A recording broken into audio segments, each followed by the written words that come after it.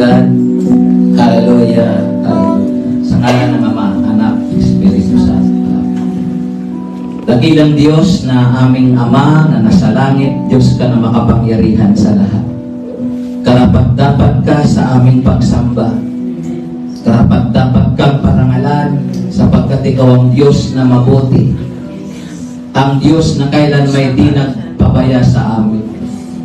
Salamat po sa buhay na ito, taglay ang kalakasan, ang kalusugan, at muli tinipon mo kaming ligtas sa lugar na ito.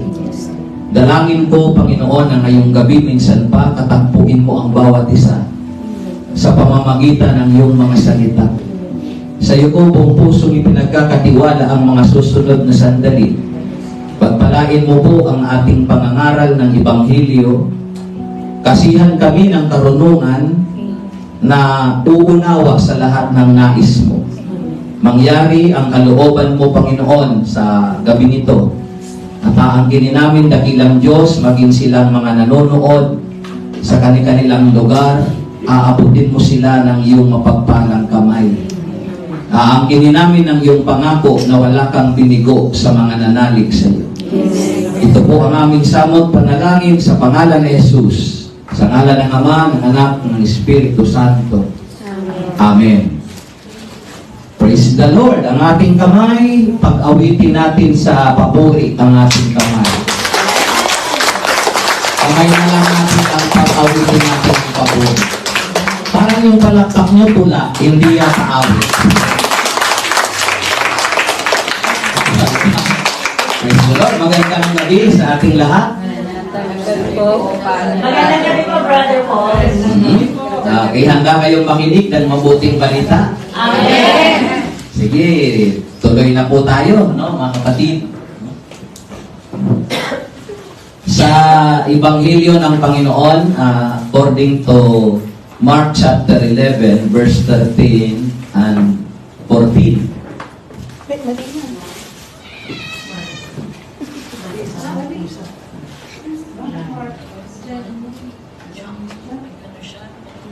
Yung isa yun siguro, yung isang slide. Yung sa taas. Ayan. Okay?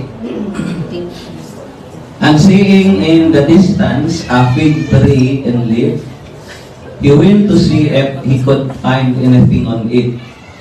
When he came to it, he found nothing but leaves. For it was not the season for figs. And he said to it, "May no one ever eat fruit from you again." And his disciples heard it. Natanaw nito sa di kalayuan ang isang puno ng igos na madahon. Nilapitan niya ito upang tingnan kung may bunga. Ngunit wala siyang nakita kundi mga dahon, sapagkat hindi pa panahon ng igos noon. Kaya't sinabi niya sa puno ng igos, "Wala nang makakakain pa ng iyong bunga." Ito'y narinig ng kanyang mga alagad. Mga minamahal kong kapatid, magulang at kapanalig, narito ang mabuting balita ng Panginoon. Pinupuri ka namin, Panginoong Hesukristo. Tayo po ang nagsabing pinupuri ka namin, Panginoong Hesukristo.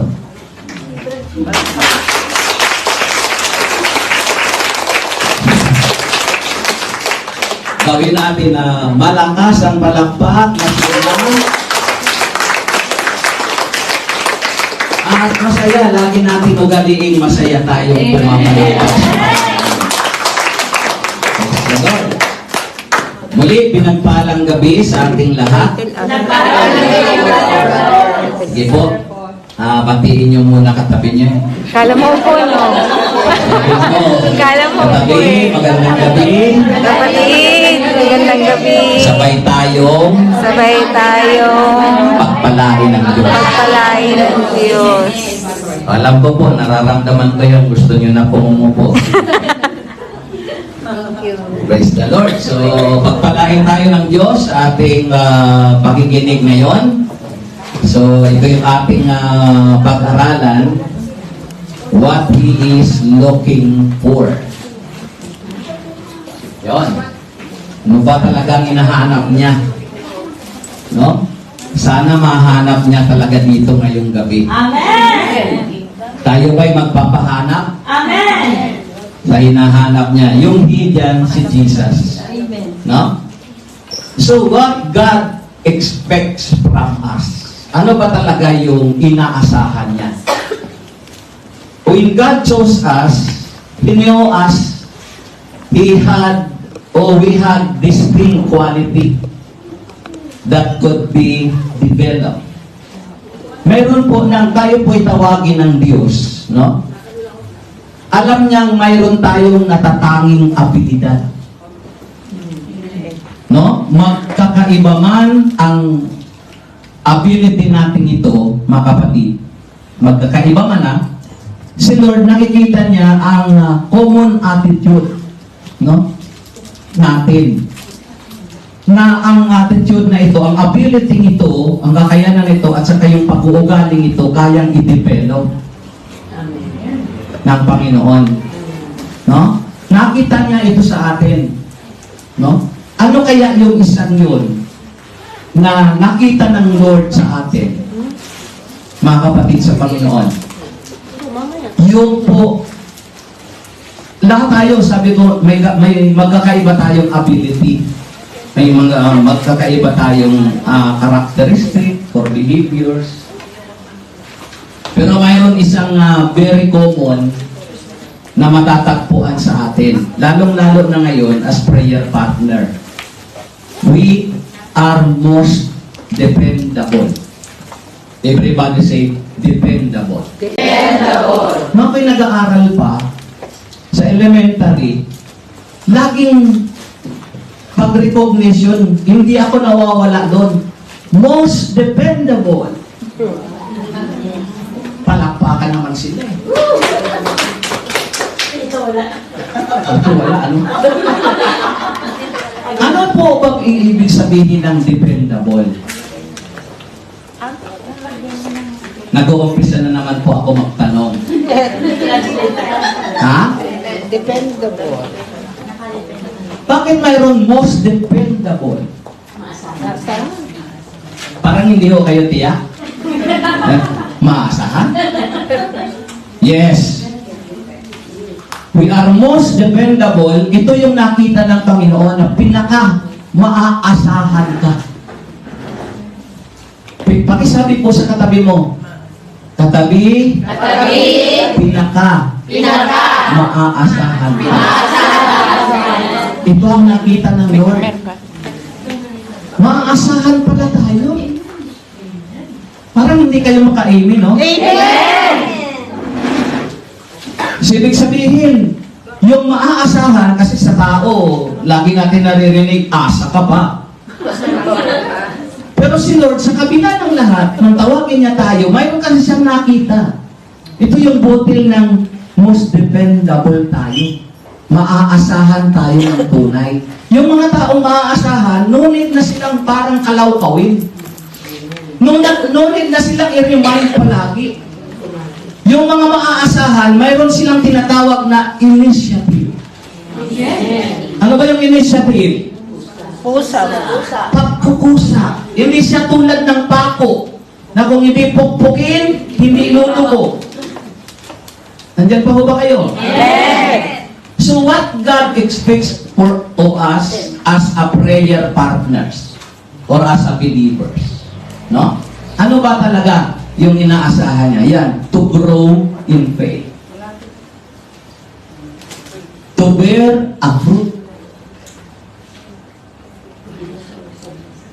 To be a source Of blessing. of blessing. Isa-isa natin yun, grow in faith. No? Mga kapatid. Ang inaasahan ng Panginoon, lalago tayo sa pananampalataya. As Romans chapter 10 verse 17, so then faith comes from hearing, and hearing by the word of God. Bakit inulit? Ang pakikinig ay ang pananampalataya ay bunga ng pakikinig at pakikinig ng salita ng Diyos. Kasi yung pakikinig, yun na yung binunga. Pero yung at pakikinig, no, ibig sabihin, continuous yung pakikinig natin. Amen po? Amen. Now, if we are not constantly putting the Word of God into our mind or heart, we are not going to have much faith or grow in faith. Hindi tayo lalago. Kung hindi natin ilalagay yung ating pananampalataya o ang salita ng Diyos sa ating puso. Nag-iiba po yung aking, yung aking boses ngayon, mas cute kaysa una. No, dahil doon sa climate siguro, naninibago lang. Amen po ba? Amen. So, kinakailangan pala, yung salita ng Diyos, huwag mawala sa puso natin. Hindi yung pagkatapos na pakinggan sa kaliwa, labas sa kanan. Saan ba pumapasok ang salita ng Diyos? Opo. Maliban, mahirap naman kung sa ilong eh. Pagkatapos sa tainga, saan yan tutuloy? Sa isip muna. Kasi nandito yung tainga, nandito yung isip eh. Saka ngayon, bababa sa puso. Panatilihin natin yun. Because Jesus is fascinated by the Christian whose faith is growing. Yung mga kapatid na fascinated, no? Nabibighani ang Panginoon sa mga Kristiyano o personalize na natin sa mga prayer partners. Isama na natin yung mga nakikinig na magpe-prayer partner pa lang. Na nasa bahay ngayon o nasa lugar na saan man sila naroon. No? Ang Diyos ay nananabik o nabibighani siya sa mga Kristiyanong ito na lumalago ang kanilang pananampalataya. Yung word na nabibighani, imagine, ikaw yung lalapitan mismo ng Panginoon. Pag nabighani siya sa paglago ng iyong pananampalataya, lalapitan ka niya eh. Parang hindi kayo payag niya lalapitan. Amen. Sa binasa ko, ano ang nilapitan ni Jesus habang siya'y naglalakad? Ano ang kanyang nakita? Puno ng higos. Puno ng higos. Ano yung kalagayan ng puno ng higos? Walang bunga. Walang bunga agad?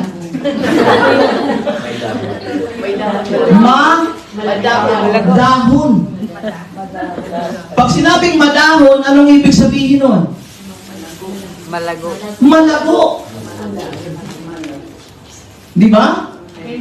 So nilapitan niya ito. And there was something na ini-expect niya na sa paglapit niya doon dahil malago, mayroon siyang makikita. Yung